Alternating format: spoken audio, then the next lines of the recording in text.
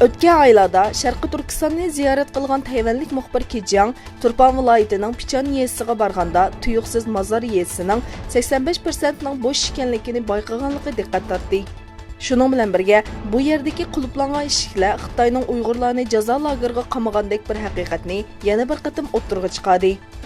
Sharqiy Turkistonliklar yezi noposi, bozor noposi va shahar noposi degandek ayirib etilgan bo'lib, noposi turishlik joydan ruxsatsiz ayrilish jinoyat hisoblandi. Birleşken Devletler Teşkilatı Dini Erkinlik Komitesi Xitoydan Uyg'urlar qamalgan lagerlarni ko'rishni talab qildi.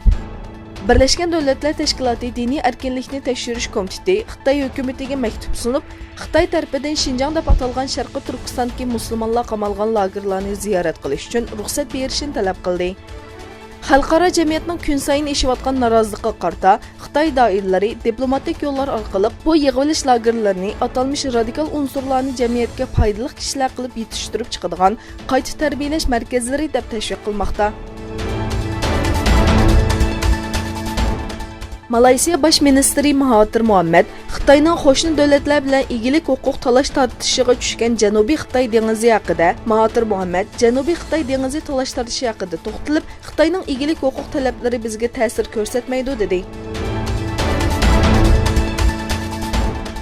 Rais Erdo'g'anning VC500 haqidagi keskin pozitsiyasiga qarta Rossiya Dumasi Mudofaa komitetining muavin boshlig'i Roy Shivikdan javob keldi.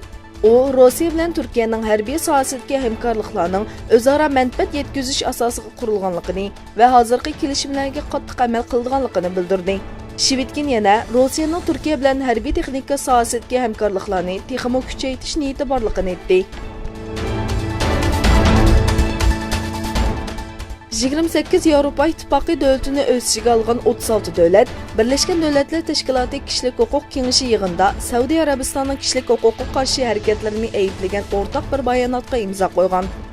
Bu bayonot bilan Saudiya Arabistonining Birleşken Devletler Teşkilatı Kishilik huquq kengashining 2016-yili qurilishidan buyon tunji qatim qattiq bir shaklda ayblandi.